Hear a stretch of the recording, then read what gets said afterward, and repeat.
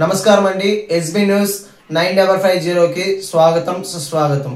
ఏ రోజు వార్త ఆ రోజు మనకు అప్డేట్ కావాలంటే ఎస్బీ న్యూస్ 9550 ఛానల్ను మీరు సబ్స్క్రైబ్ చేసుకుంటే ప్రతిరోజు వార్త మీకు అప్డేట్గా ఉంటుంది. అందరికీ నమస్కారం. గత ప్రభుత్వ హయాంలో మాజీ ముఖ్యమంత్రి శ్రీ జగన్మోహన్ రెడ్డి గారి ఆధ్వర్యంలో కనీ విని ఎరుగని రీతిలో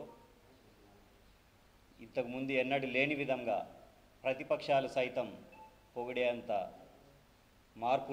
పెను మార్పులు తీసుకురావడం జరిగింది. ఇక్కడ విద్య, వైద్యం, వైద్య విద్య ఈ మూడింటిలో సంచలనమైనటువంటి మార్పులు తీసుకురావడం జరిగింది. అందులో భాగంగా వైద్యం గురించి తీసుకుంటే ఆరోగ్యశ్రీ, ముఖ్యంగా ఆరోగ్యశ్రీ. ఆనాడు దివంగత నేత శ్రీ ప్రీతమ నాయకుడు శ్రీ డాక్టర్ రాజశేఖర రెడ్డి గారు పాదయాత్ర చేసి పేదలు, మధ్యతరగతి వాళ్ళు ఏ విధంగా ఆరోగ్యంతో సతమతమవుతూ ప్రైవేట్ హాస్పిటల్లో ట్రీట్మెంట్ తీసుకోలేక ఇబ్బంది పడటం చూసి ఆరోగ్యశ్రీ అనే పథకంని ప్రారంభించి దేశం మొత్తం రాష్ట్రం వైపు చూసే విధంగా అందరినీ ఆశ్చర్యపరిచాడు.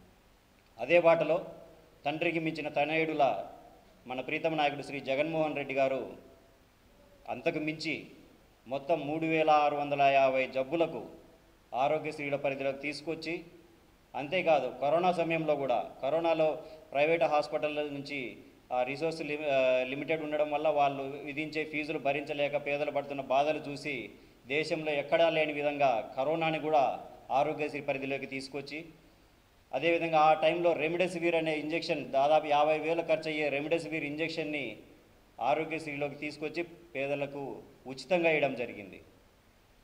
ఆ కరోనాను ఆ విధంగా సమర్థవంతంగా ఎదుర్కొన్నాడు కాబట్టే దేశంలో ఆంధ్రప్రదేశ్ ప్రప్రథమ స్థానంలో కరోనాని ఎదుర్కొన్న రాష్ట్రంగా నిలపబడింది.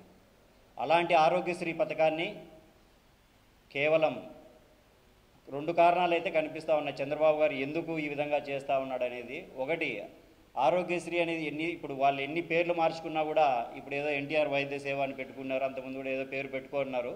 ఎన్ని పేరు పెట్టుకున్నా కూడా దాని ప్రజలు మాత్రం పిలిచేది ఆరోగ్యశ్రీనే. సో వీళ్ళ ఎంత చేసినా కూడా ఆ పేరు మాత్రం మనం మార్చలేకపోతున్నాం అనేది ఈయన బాధ. ఇంకోటి, సంపద సృష్టి, వాళ్ళ పార్టీ కోసం సంపద సృష్టి. సో ఈ 2 కారణాలు పెట్టుకొని ఈరోజు ఆరోగ్యశ్రీని నిర్వీర్యం చేయడానికి మొన్న క్యాబినెట్ మీటింగ్లో ప్రణాళిక సిద్ధం చేశారు. అందులో భాగంగా ప్రైవేట్ ఇన్సూరెన్స్ కంపెనీలకి బీమా అని చెప్పి కుటుంబానికి ఏదో అంకల్ గ్యారెంటీ 2.5 లక్ష కుటుంబానికి, 2.5 పైన అంతా 25 లక్షల వరకు ఎన్టీఆర్ ట్రస్ట్ భవన్ కింద అని చెప్పి అంకల్ గ్యారెంటీ చూపించారు. నిజంగా ఒక ఉదాహరణ చెప్తాను. ఇప్పుడు ఏదన్నా ఒక పేద రైతు కానీ ఎవరైనా ఆపదలో ఉండి సహాయం కోసం ఆ ఊర్లో ఉన్నటువంటి భూస్వామి దగ్గరికి వెళ్ళినప్పుడు నిజంగా భూస్వామికి సహాయం చేయాలనిపిస్తే, ఇదిగోరా నేనున్నాను, నేను నీకు సహాయం చేస్తానని డైరెక్ట్గా అందిస్తాడు. నిజంగా సహాయం చేయాలని మనసు ఉన్నటువంటి భూస్వామి. అట్లా కాకుండా, నేను వాడికి అప్పు ఇచ్చిన్నాను, వాడి దగ్గరికి పోయి నేను చెప్తాను, వాడి దగ్గర పోయి తీసుకో, వాడు నాకు డబ్బులు ఇవ్వాలా అని చెప్పి కుంటి సాకులు చెప్తా ఉన్నారంటే ఇది ఎగ్గొట్టేదానికే అని అర్థం. వాడికే డబ్బులు లేక ఈయన దగ్గర డబ్బులు తీసుకున్నాడు, ఈయన పోయి అడిగితే డబ్బులు ఇస్తాడా? ఆ విధంగా ఉంది ఈ బీమా పథకం. ఎందుకంటే ఇప్పుడు బీమా పథకం ఎందుకు పెడతారు? వాళ్ళ లాభం కోసం ఫస్ట్ వాళ్ళు ఒక కంపెనీ పెట్టినారు. ఇప్పుడు నువ్వు డబ్బులు ఇచ్చి వాళ్ళు ఒక లాభం వాళ్ళ పక్కన లాభం వేసుకోవాలా. మిమ్మల్ని సంతృప్తిపరచాలంటే మీకు ఒక కమిషన్ ఇవ్వాలా. ఈ కమిషన్లు వాళ్ళ లాభం పోను, పేదవాడికి చేరేది ఏముంది? శూన్యం. అక్కడే తెలుస్తోంది మీరు పేదవారి పట్ల మీకున్నటువంటి చిత్తశుద్ధి ఏంది అనేటువంటిది. ఒకటి, కోవిడ్ సమయంలో అందరం చూసాం, మన రాష్ట్రంలో విడిపోయి మనం సపరేట్గా కాబడిన సమయంలో మనకు అన్ని వసతులు కూడా ఉన్నటువంటి హాస్పిటల్స్ మన దగ్గర లేకపోవడం వల్ల మన రాష్ట్రం నుంచి చుట్టుపక్కల హైదరాబాద్ కానీ, చెన్నై కానీ, బెంగళూరు కానీ అందరూ అంబులెన్స్లు వేసుకొని పరిగెత్తాల్సినటువంటి పరిస్థితి. అక్కడ వాళ్ళకు బెడ్లు లేకపోవడం వల్ల బార్డర్లో అన్ని అంబులెన్స్లు అన్నీ ఆపేసి మా రాష్ట్రానికి మీరు రావద్దు, మాకే బెడ్లు లేవు అని చెప్పి బార్డర్లో అన్ని అంబులెన్స్లను ఆపేసినటువంటి పరిస్థితి. ఒక రాష్ట్ర ముఖ్యమంత్రిగా ఉండి అలాంటి పరిస్థితులు ఎదుర్కొన్న అవసరం రాకూడదనే అదొక కారణము. ఇంకొకటి, ప్రతి సంవత్సరం ఏటా మెడికల్ విద్యార్థులు ఎంతోమంది వివిధ దేశాలకు వెళ్తూ ఉన్నారు. ఎందుకంటే ఇక్కడ ప్రైవేట్ కాలేజీలో ఫీజులు అనేటువంటివి భరించలేనటువంటి సిచ్యువేషన్.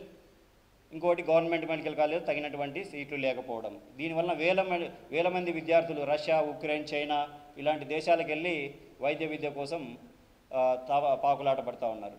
సో ఈ రెండు కారణాలు, ఒకటి కోవిడ్ సమయంలో తగినటువంటి వసతులు లేకపోవడం అనేటువంటిది, అదేవిధంగా వైద్య విద్యకు సంబంధించిన కొరత ఉన్నదని ఆలోచించి ఆయన ఉన్నటువంటి విజన్తో దీనికి కరెక్ట్గా సొల్యూషన్ ఒక గవర్నమెంట్ మెడికల్ కాలేజ్ స్థాపించడం అనేటువంటిదే ముఖ్యమని చెప్పి ఆ రోజు 17 మెడికల్ కాలేజీలు స్థాపించడం జరిగింది. కానీ ఇప్పుడు చంద్రబాబు నాయుడు గారు దాన్ని తీసేయడానికి కూడా 2 కారణాలు ఉన్నాయి. మొదటి కారణం, ఇప్పుడు ఆయన ఈ గవర్నమెంట్ మెడికల్ కాలేజ్ ఆల్రెడీ సీట్లు కూడా గత సంవత్సరం 2024-25 సంవత్సరానికి 5 కాలేజీలు స్టార్ట్ కావాలని ఆయన ఉద్దేశపూర్వకంగా దాన్ని ఆపడం జరిగింది. ఎందుకంటే ఆ సంవత్సరం సీట్లు కూడా స్టార్ట్ అయితే ఆ పేరు జగన్మోహన్ రెడ్డి గారికే వస్తుంది, చంద్రబాబు నాయుడు గారికి రాదు. సో అది ఆపి దాని తర్వాత మళ్ళీ స్టార్ట్ చేయాలి. ఒకవేళ అప్పుడు స్టార్ట్ చేసినా కూడా ఏమవుతుందంటే, ఒకసారి గవర్నమెంట్ స్టార్ట్ చేసిన తర్వాత మళ్ళీ దాన్ని ప్రైవేటైజేషన్ చేసినారంటే అది ఒక చెడ్డ పేరు అనమాట. సో ఈ 2 కారణాలను దృష్టిలో పెట్టుకొని ఒక సంవత్సరం కావాలనే ఎన్ఎంసి నేషనల్ మెడికల్ కౌన్సిల్ ఇస్తామన్నా కూడా వీళ్ళు వద్దని చెప్పి సంవత్సరం ఆపి ఇప్పుడు ఆ క్యాబినెట్ మీటింగ్లో దాన్ని ప్రైవేటైజేషన్ చేయడానికి ప్రణాళిక రూపుదిద్దుకున్నారు.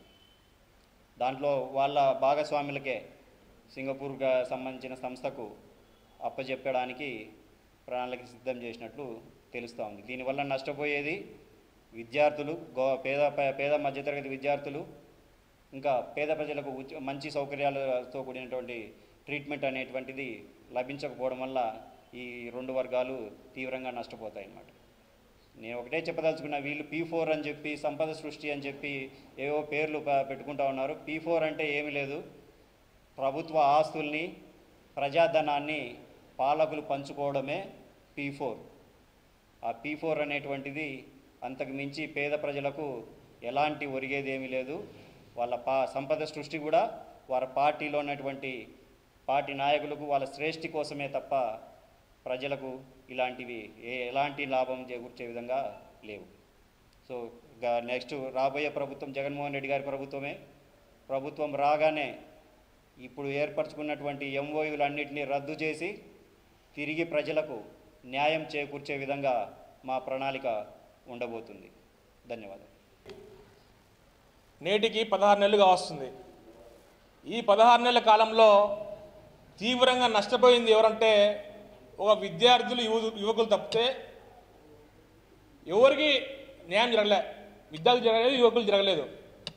ముఖ్యంగా మీరు చూసుకుంటే వైఎస్ జగన్మోహన్ రెడ్డి గారు ఎంతో ప్రతిష్టాత్మకంగా మెడికల్ కాలేజీలో 17 మెడికల్ కాలేజీలు నిర్మించడం జరిగింది. ఈ 17 మెడికల్ కాలేజీలో మాకు అదృష్టంగా మా కడప జిల్లాకు ఒక మెడికల్ కాలేజ్ అనేది ఇవ్వడం జరిగింది. ఆ యొక్క మెడికల్ కాలేజ్కి కూటమి ప్రభుత్వం ఏర్పడిన ఒక 3 మంత్స్ తర్వాత సీట్లు కేటాయించడం జరిగింది. మా కర్మనో మా దరిద్రమేమో తెలియదు కానీ రాష్ట్ర ప్రభుత్వము సెంట్రల్ గవర్నమెంట్కి లెటర్లు రాస్తారు, మా యొక్క రాష్ట్ర విద్యార్థులకు మెడికల్ సీట్లు కేటాయించండి బాగుపడాలని చెప్పి సెంట్రల్ గవర్నమెంట్కి లెటర్లు రాస్తాం.